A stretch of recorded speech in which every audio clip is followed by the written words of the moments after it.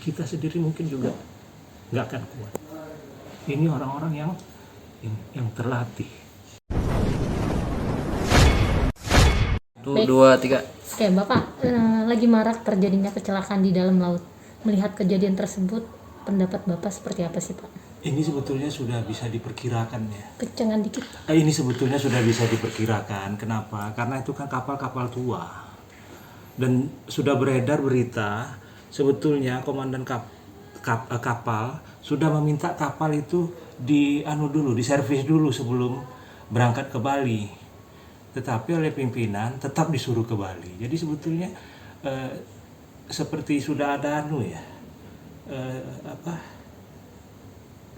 semacam perkiraan, wah ini bakal begini.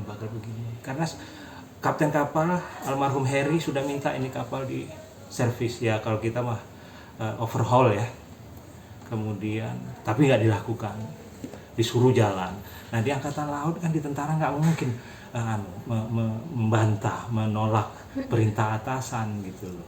Makanya tuh saya di dalam saya itu, ini seharusnya Pak Yudo mengundurkan diri gitu loh, demi mempertanggungjawabkan moralnya gitu loh.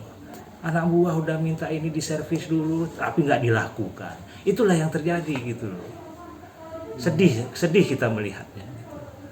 Ini kapal tua, kapal baru saja kalau kurang dirawat juga bermasalah, apalagi kapal tua. Jadi seperti itu. Dan untuk laut yang dalam itu bisa dikatakan seperti apa sih, Pak? Terus adakah laut yang paling berbahaya, misalnya seperti kejadian di Bali baru-baru ini? Jadi begini, kalau sudah di kedalaman itu bahaya. Itu kan kapal didesain untuk 500 meter kedalamannya. Tapi dia sudah tenggelam sudah 850. Itu kalau di media sudah di medsos maksud saya, itu sudah ada yang mengandaikan kayak kaleng minuman kosong diremuk gitu. Begitulah kapal, padahal itu kapal baja. Bayangkan kuatnya tekanan di dasar samudra itu yang membuat membuat hal yang terburuk yang terjadi itu. Kalau untuk laut yang paling berbahaya sendiri yang Bapak ketahui selain di Bali ada di mana lagi? Jadi begini, kalau laut yang berbahaya itu orang kan biasanya gelombang ya. Gelombangnya tinggi, arusnya keras. Selat Lombok itu tuh nggak jauh dari Bali kan, Selat Lombok itu lautnya deras, arusnya deras. Itu termasuk kawasan rawan bagi kapal-kapal yang kecepatannya kurang, kemudian kondisinya sakit-sakitan gitu ya.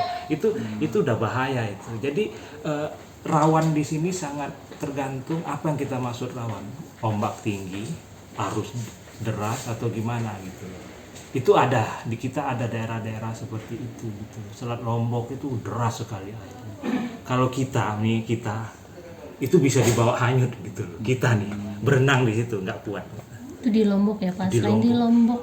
Banyak misalnya di Samudra Pasifik juga ada, di Samudra Atlantik. Kalau di Samudra Atlantik itu kalau sudah musim dingin, waduh, udah berat itu. Dinginnya, makanya kan kapal-kapal yang beredar di kawasan es begitu, itu lambungnya lebih kuat dibanding kapal-kapal di daerah tropis. Kenapa? Karena kadang-kadang mereka digencet es nanti gitu loh. Itu di permukaan ya. Kalau di bawah biasanya sudah nggak ada lagi di bawah air, di bawah laut mungkin di kedalaman 100-200 meter itu udah nggak ada. Berarti bisa dikatakan semakin dalam gelombang pun makin besar, Pak? Tergantung. Jadi begini, gelombang itu biasanya di atas yang begini. Kalau arus itu yang begini dia. Jadi arus itu biasanya ada juga di tengah. Jadi kita masuk ke air laut, kita ke bawah, itu yang membawa kita tuh namanya arus. Kalau yang di gelombang tuh tadi yang turunkan kapal tuh gelombang. Nah, kalau sudah di dasar di lantainya laut gitu, itu biasanya tenang. 850 atau 1000 meter sekalipun di dasarnya udah tenang. Karena yang yang ada arus tadi itu di tengah sampai ke atas permukaan. Tapi ada nggak sih Pak batasan untuk kapal selam sendiri untuk kedalamannya Oh gitu? ada, kapal itu sudah diatur. Itu kan Nanggala itu kan 500 maksimal. Jadi dia maksimal 500, idealnya di bawah 500, 300, 200 gitu. Kalau di atas di kedalaman ideal itu mekanisme penyelamatan bisa jalan gitu. Tapi untuk kapal-kapal selam sendiri memang batas maksimalnya di 500 atau memang ada yang ada, sampai 800? ada tergantung pabrikan, tergantung besar kapal. Ini kan kapal kecil ya. Kalau kapal-kapal nuklir Amerika, kapal selam nuklir Amerika, Rusia, Inggris, Prancis, mereka bisa mungkin lebih dalam dibanding 500, katakanlah 600 atau 700. Tapi tidak ada yang bisa beroperasi kapal selam itu, kalau menurut saya ya, 1000 itu udah luar biasa itu. Hanya ikan paus yang bisa mencapai kedalaman itu, karena memang diciptakan Tuhan. Ikan paus raksasa ya, dia tidurnya mungkin di dasar samudra, nggak jadi masalah. Tapi kalau untuk penyelam profesional sendiri, untuk batas menyelam itu biasanya di batas berapa meter Pak? Wah, kalau penyelam lebih ringkih lagi. Itu kan yang masuk ke bawah itu kan kemarin robot itu. Iya kan kemarin sempat ada simulasi Iya, seperti robot itu iya. kan. Itu makanya disebut ROV, Remotely Operated Vehicle katanya, atau vessel. Jadi yang kontrolnya itu di atas, di dalamnya itu nggak ada orang. Begitu, Jadi bukan orang yang begitu rawan yang menerjunkan orang di kedalaman. Penyelam profesional sekalipun, saya yakin akan menghadapi macam-macam tantangan di laut dalam 850 itu. kalau untuk karakter laut di perairan Indonesia ini sebenarnya seperti apa sih Pak kalau boleh tahu? Kalau Yang Bapak karakter tahu. laut kita itu secara umum dia tenang. Secara umum dia tenang. Tetapi di beberapa tempat seperti yang saya sebut tadi, Selat Lombok, itu arusnya deras. Dan rata-rata kedalaman di laut kita kan juga tidak terlalu dalam ya. Kurang dari 1000, ya katakanlah 500. Jadi desain kapal itu disesuaikan dengan dengan kondisi perairan kita. Jadi makanya ditaruh di angka 500 tadi. Itu kan pesanan kita di tahun 70-an. Kalau pada kedalaman berapa seseorang atau kapal selam bisa bertahan di dalam laut, Pak? Ya itu tadi, di dalam batasan anunya dia itu aja gitu. Lewat dari itu ya macam-macam, rusak orang ya, rusak kapalnya gitu. Bila mana melebihi dari ambang batas, Iya. apa yang terjadi dengan orang yang menyelam, Pak? Betul. Jadi itu misalnya kayak itu kan terbelah 3. Terbelah 3, bayangin. Infonya. Seberapa kuat tekanannya itu baja loh. Bayangin badan kita yang daging, saya nggak kebayang tuh kayak apa jasad ABK ya kalau ditemukan, pasti menyedihkan. Kalau boleh tahu apa sih Pak yang dimaksud dengan palut laut? Palung laut. Palung itu jadi begini, kayak ada, ini kan permukaan laut katakanlah datar ya, datar. Nah nanti dia di sini nih habis yang datar nyemplung lah. Nah inilah yang disebut palung. Jadi ini permukaan datar. Setelah permukaan datar itu habis, ada jurang.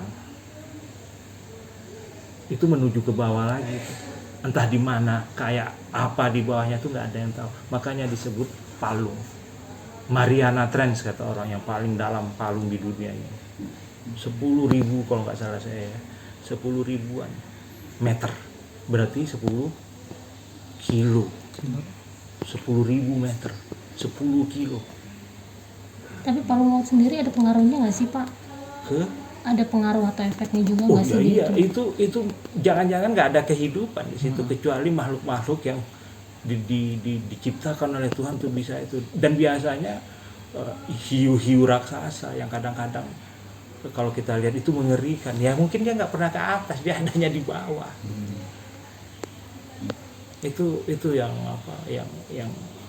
ya kalau menurut saya ilmu pengetahuan sih sebetulnya sudah bisa mengirimkan robot itu ke bawah ya, bisa. Tapi dengan didatangkan kapal selam dari negara lain, apakah nantinya akan bisa membantu juga untuk menemukan di kedalaman 800 meter tersebut? Sudah kan kita dapat gambar itu kan di dalam kedalaman 800 itu kan, iya. Sudah dapat. Itu tuh kan pakai apa? ROV-nya kapal Singapura. Nah, jadi itulah makanya kita dapat video-video, foto-foto dari kedalaman. Dan pernyataan itu kapal terbelah 3 kan setelah diselami oleh robot itu kan. Jadi bisa, teknologi sudah sampai. Kedalaman 850 apakah bisa disebut dengan segitiga biru, Pak? Maksudnya segitiga biru gimana ya? Yang dikabarkan banyak kapal-kapal yang Oh, hilang. segitiga bermuda kali ya, segitiga bermuda, mohon maaf. Jadi begini, segitiga biru itu Malah itu tepung terigu. Aduh, maaf ya. jadi segitiga bermuda itu dia anunya di sekitar Amerika. Jadi di daerah-daerah Karibia gitu ya. Sebetulnya misteri laut itu penuh misteri sebenarnya. Jadi nggak perlu sampai ke segitiga bermuda. Kalian masih ingat nggak kapal Nur Alia, kapal kita, kapal berbendera Indonesia, yang hilang di telan laut gara-gara dia membawa nikel. Ini kapal sampai hari ini belum ditemukan. Nur Alia namanya, hilang. 25 ABK nggak ada kabar sampai hari ini. Jadi kita ada kejadian, Junika, di Indonesia ini. Laut kita ini juga ada menelan korban juga. Itu kapal membawa nikel dari daerah Sulawesi, entah bagaimana mengalami perubahan di dalam palka kapal. Akhirnya kapal kehilangan keseimbangan, langsung nyungsep ke dalam laut. Sampai hari ini nggak ada kabar.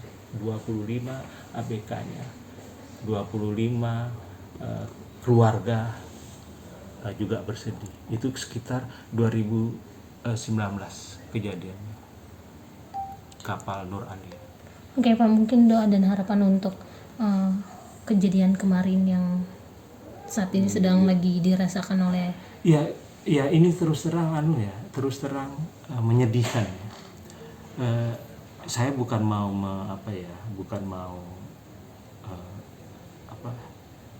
saya waktu mendengar kabar mereka sudah dinyatakan meninggal, berlinang air mata saya, benar.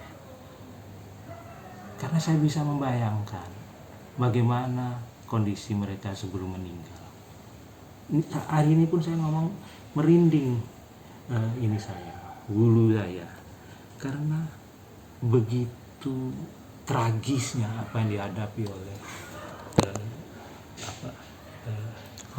awak kapal yang tidak terperikan. Kita sendiri mungkin juga nggak akan kuat. Ini orang-orang yang terlatih,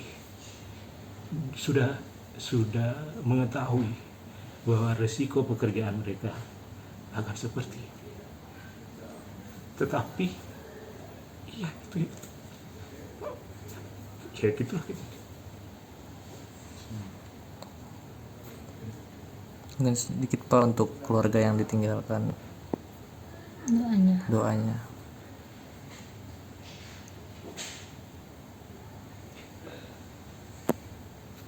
Gimana ya?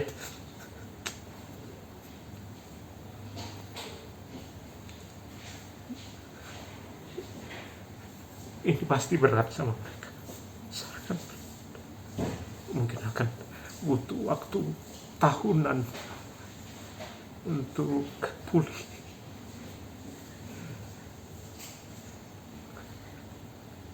Itu aja. Terima kasih Pak.